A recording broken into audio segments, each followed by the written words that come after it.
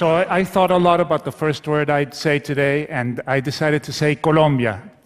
And the reason, I don't know how many of you have visited Colombia, but Colombia is just north of the border with Brazil. It's a beautiful country with extraordinary people like me and others. And it's populated with incredible fauna, flora, it's got water, it's got everything to be the perfect place. But we have a few problems. You may have heard of some of them. We have the oldest standing guerrilla in the world. It's been around for over 50 years, which means that in my lifetime I have never lived one day of peace in my country. This guerrilla and the main group is the FARC guerrillas, Revolutionary Armed Forces of Colombia. And they have financed their war by kidnapping, by extortion, by getting into the drug trade, by illegal mining. There has been terrorism, there has been random bombs. So it's not good. It's not really good. And if you look at the human cost of this war over 50 years, we have had more than 5,700,000 displaced population. It's one of the biggest displaced populations in the world. And this conflict has cost over 220,000 lives. So it's a little bit like the Bolivar Wars again. It's a lot of people that have died unnecessarily.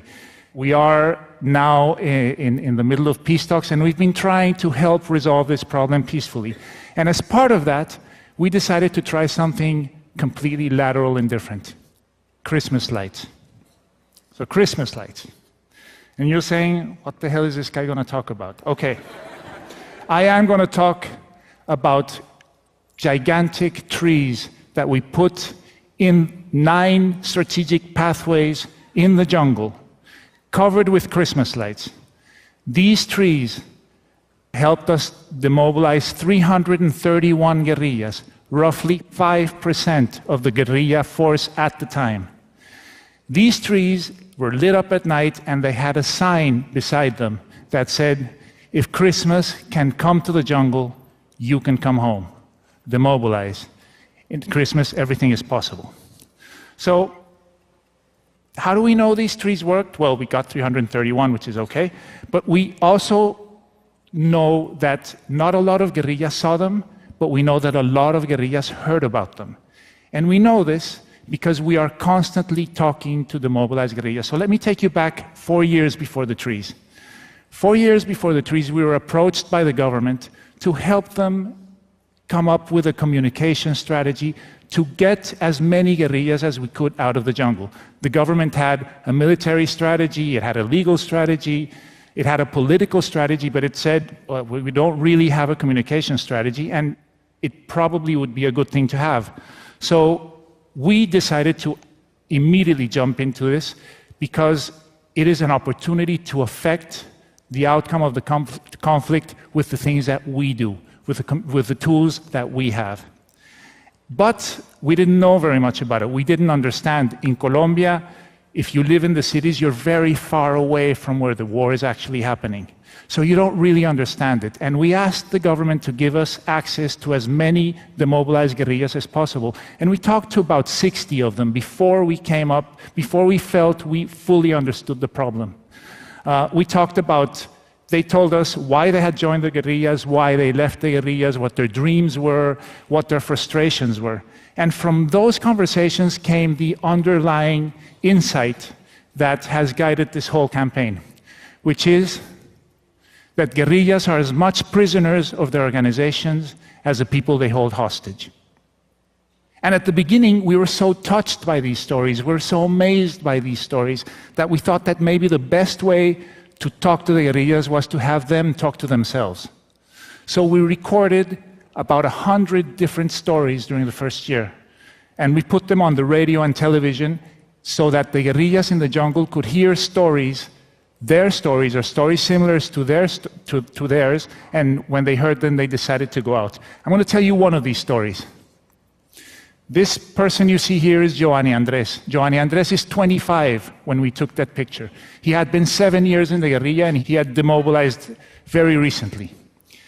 His story is the following. He was recruited when he was 17, and sometime later, in his squadron, if you will, this beautiful girl was recruited, and they fell in love. Their conversations were about what their family was going to be like, what their kids' names would be, how their life would be when they left the guerrilla.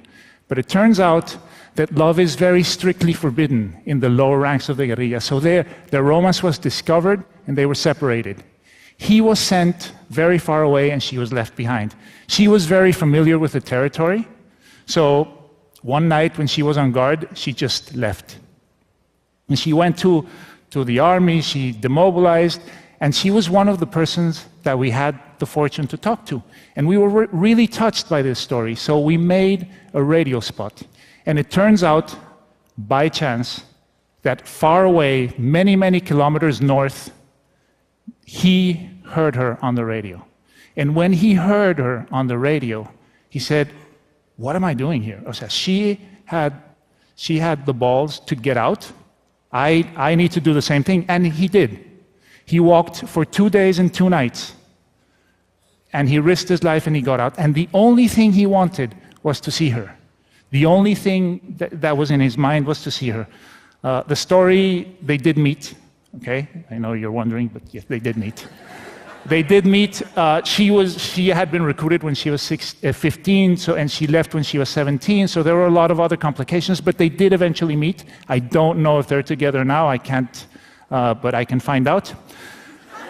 But what I can tell you is that our radio strategy was working. The problem is that it was working in the lower ranks of the guerrilla. It was not working with the commanders, the people that are more difficult to replace, because you can easily recruit, but you can't get the older commanders. So we thought, well, we'll use the same strategy. We'll have commanders talking to commanders.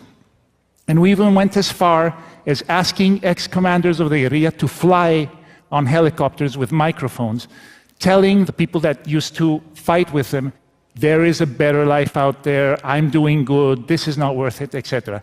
But, as you can all imagine, it was very easy to counteract, because what was the guerrilla going to say? Yeah, right. If he doesn't do that, he's going to get killed. So it was easy. So we were suddenly left with nothing, because the guerrilla were spreading the word that all of those things are done because if they don't do it, they're in danger. And somebody, some brilliant person in our team came back and said, you know what I noticed? I noticed that around Christmas time, there have been peaks of demobilization since this war has started. And that was incredible, because that led us to think that we needed to talk to the human being and not to the soldier.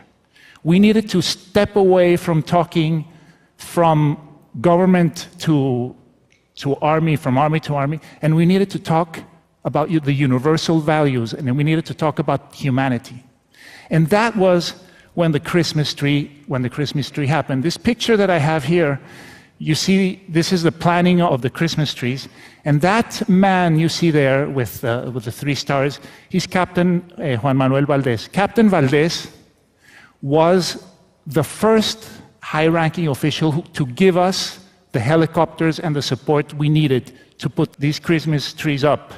And he said in that meeting something that I will never forget. He said, I want to do this because being generous makes me stronger, makes my men feel stronger. And I get very emotional when I remember him, because he was killed later in combat, and we really miss him. But I think I want you all to see him, because he was really, really important. He gave us all the support to put up the first Christmas trees. What happened later is that the guerrillas who came out during the Christmas tree operation and all of that said, that's really good, Christmas trees are really cool, but you know what? We really don't walk anymore, we use rivers. So rivers are the highways of the jungle, and this is something we learned. And most of the recruiting was being done in and around the river villages. So we went to these river villages and we asked the people, and probably some of them were direct acquaintances of the guerrilla, we asked them, can you send guerrillas a message? We collected over 6,000 messages. Some of them were notes saying get out, some of them were toys, some of them were candy. Even people took off their jewelry, their little crosses and religious things, and put them in these floating balls that we sent down the rivers so that they could be picked up at night. And we sent thousands of these down the rivers and then picked them up later if they weren't. But lots of them were picked up. This generated, on average, a demobilization every 6 hours. So this was incredible, and it was about come home at Christmas. Then came the peace process. And when the peace process started, the whole mindset of the guerrilla changed. And it changed because it makes you think, well, if there's a peace process, this is probably going to be over. At some point, I'm going to get out. And their fears completely changed. And their fears were not about, am I going to get killed? Or their fears were, am I going to be rejected? When I get out of this, am I going to be rejected? So the past Christmas, what we did was we found 27 mothers of guerrillas, and we asked them to give us pictures of their children when they only could recognize themselves so as not to put their lives in danger. And we asked them to give the most motherly message you can get, which is, before you were a guerrilla, you were my child. So come home, I'm waiting for you. You can see the pictures here, I'll show you a couple.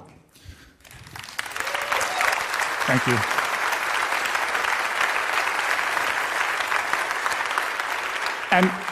And these pictures were placed in many different places, and a lot of them came back, and it was really, really, really beautiful. And then we decided to work with society. So we did mothers around Christmas time. Now let's talk about the rest of the people.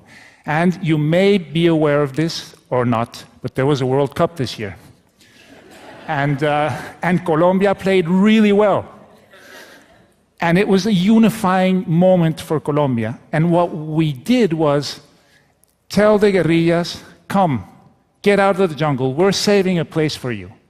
So this was television, this was all sorts of all different types of media saying, we are saving a place for you.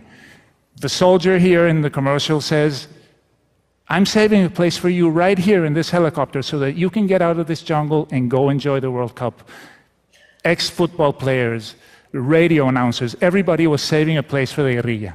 So since we started this work a little over 8 years ago, 17,000 guerrillas have demobilized. I do not... Thank you. I don't want to say in any way that it only has to do with what we do. But what I do know is that our work and the work that we do may have helped a lot of them start thinking about mobilization, and it may have helped a lot of them take the final decision. If that is true, advertising is still one of the most powerful tools of change that we have available. And I speak not only on my behalf, but on behalf of all the colleagues I see here who work in advertising, and of all the team that has worked with me to do this, that if you want to change the world, or if you want to achieve peace, please call us. We'd love to help. Thank you.